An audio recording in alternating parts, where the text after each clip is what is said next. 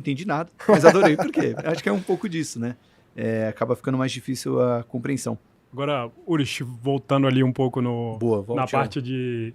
Você falou que você foi impactado a respeito da inflação, leu o que o governo fez com o nosso dinheiro. E o que você descobriu? O que o governo fez com o nosso dinheiro? Cara, só faz merda. Não pode o falar tempo nesse inteiro, horário, né? cara? Pi, pi, pi. Faz um barulhinho. Cara, a gente entende como quem gera inflação é o próprio governo, por meio do Banco Central. E você falou da Argentina, é bacana porque a gente vê a percepção das pessoas. Eu também estive na Argentina ano passado, em junho, e entrevistei pessoas lá também, a gente fez documentário sobre a situação.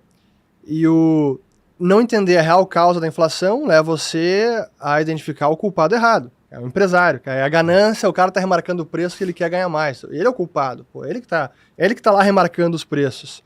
E eu sempre lembro daquela frase do Roberto Campos, que ele dizia justamente isso. O vô. Pô, se inflação é o aumento de preços, então realmente quem é o culpado é o empresário, é ele que está lá reajustando os preços. Mas se a inflação é a expansão da oferta monetária, a impressão de dinheiro, aí o culpado é o governo. Pô, e o remédio é completamente diferente. Então você entender as causas dos fenômenos é fundamental para entender como é que se ataca esse problema, né? Como é que se resolve isso. E o problema é que hoje o dinheiro no mundo inteiro, ele é estatal. Começa pelo dólar, que é o Federal Reserve que detém a impressora desse dinheiro, e o dólar sendo desvalorizado acaba desvalorizando as demais moedas também, né? Eu sempre lembro no canal que a gente fala de política monetária independente, né? O Banco Central independente, ele define a taxa de juros, define uma ova. Se o Fed colocar a taxa de juros em 10%, o Brasil que vai colocar em 15%. Então, o mundo inteiro depende do que o Fed faz. Por isso que é tão importante a gente acompanhar a decisão do Copom do Fed, ver o que eles estão falando. Pô, a taxa básica lá vai para 4 ou vai ficar em 5,5? Porque se fica em 5,5, a Selic não vai para 7, para 8, vai ficar em 10. Então, entender o macro lá fora e como o dólar, que é o dinheiro do mundo, funciona, nos permite entender como o restante do mercado vai funcionar, como vai impactar o nosso CDI aqui, a rentabilidade que a gente tem no investimento. O maior problema que eu vejo dos governos, que agora as pessoas estão atentando para isso agora, é que o governo é um organismo vivo que está ali crescendo. Ele nunca vai parar de crescer, porque ele começa a criar os próprios interesses e ele vai crescendo mais. Então, no momento que a gente está aqui trocando essa ideia, tá para sair mais um adendo ali no Congresso, mais um gastinho ali de 40 bi de novos pagamentos, judiciário, não sei o quê, tal, e a cada 5 anos você vai ganhar 5%. Resumindo, o Brasil já tá com um problema de gasto e você tá criando mais um papagaio, mais um cheque ali de 40 bi, cara. Por quê? Porque dentro do governo você vai criando os próprios interesses. Então, quando você forma um governo, ele tem que atuar na educação, por exemplo. Só que ao invés do Brasil criar uma série de escolas, pagar os professores e ter uma estrutura, você cria um ministério. Esse ministério vai criar uma série de cargos.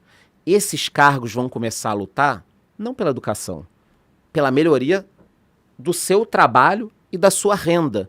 Então, o Brasil hoje, assim como os demais países, é um local onde você tem um Estado que só vai crescer, porque todo mundo que está ali dentro quer mais, quer mais, quer mais. E aí, de repente, tem alguém assistindo a gente falando, tá, mas muda o assunto, porque isso não impacta nada a minha vida. Cara, essa é a coisa que mais impacta a tua vida agora. Eu já estudava isso muito, mas o primeiro momento que me chocou de vida real foi quando teve aquela crise da Grécia, que a turma abria lá os números, a delegacia tinha 1 carro e 18 motoristas, sabe? Era uma coisa louca do Estado, com gente pra cacete, se todo mundo fosse trabalhar não dava. E aí eles tiveram que cortar em 30% o número de pessoas, 30% o pagamento, isso aqui, e a Argentina estava pelo mesmo caminho. Então, eu sempre falo que o carrapato ficou modo que o boi, não tem volta. Os estados estão gigantes, e aí a gente cria esse problema. E não é um problema do Brasil ou dos Estados Unidos, é um problema praticamente global hoje. Sim. Né? Até respondendo o que o governo fez com o dinheiro, eu gosto muito de estudar a história monetária. Quando a gente analisa a evolução do dinheiro ao longo dos milênios, É caso atrás de caso do império que desvalorizou a moeda, misturava lá com a moeda de prata outro metal menos nobre, que diluía o conteúdo da prata, portanto, era a inflação da época, ou destruía com a moeda, e isso é recorrentemente ao longo da história. Só que hoje, a mecânica do dinheiro, da criação de dinheiro, nos países mais estáveis, estão desenvolvidos, e até hoje o Brasil nesse quesito, ela é mais complexa, porque não é tão clara.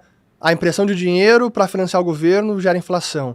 É um processo todo mais difícil de entender, porque envolve não só o Banco Central, mas o Tesouro, que emite os títulos para financiar o déficit, com o sistema bancário, que também compra esses títulos, o Banco Central compra dos bancos, não diretamente do Tesouro. Então, o processo da mecânica de dinheiro hoje em dia, ele é mais complexo, difícil de identificar.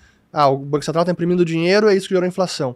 Não é tão simples assim em países mais estáveis.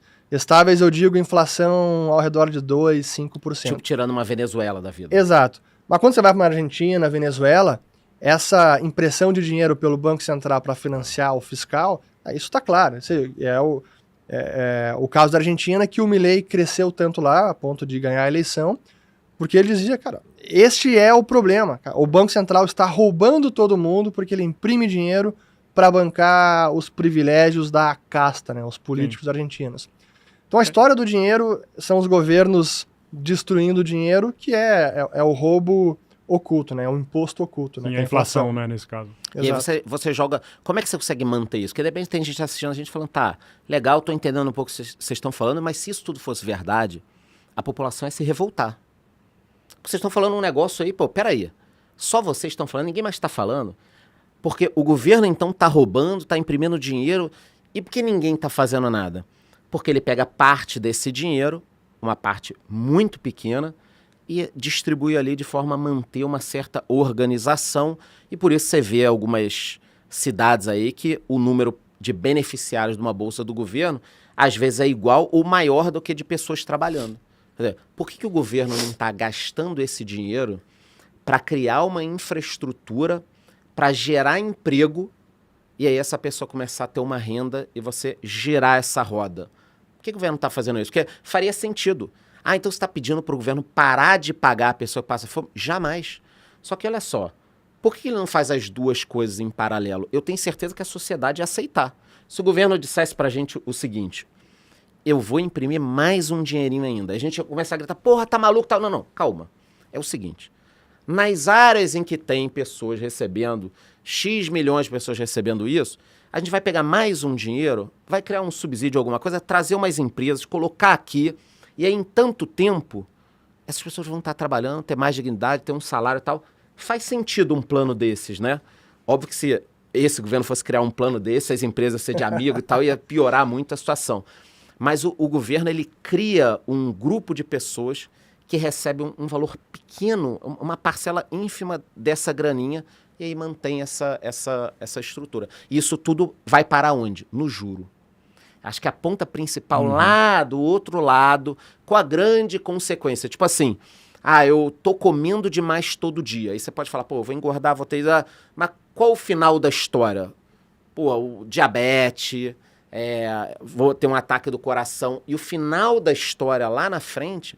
é que as pessoas não conseguem vincular uma coisa que a gente vincula com muita facilidade, que é o governo, ao gastar mais, como ele vai fazer agora, mais 40 bi, que é muita grana, lá na ponta vai ter um número maior de recuperação judicial, porque o cara não aguentou pagar o juro, quebrou. Vai ter um número maior de gente demitindo, porque aí para você conseguir segurar a inflação, você vai ter que aumentar um pouco o custo, aí você não consegue aumentar o custo do PF, do prato feito, você tem que demitir uma pessoa que está na cozinha.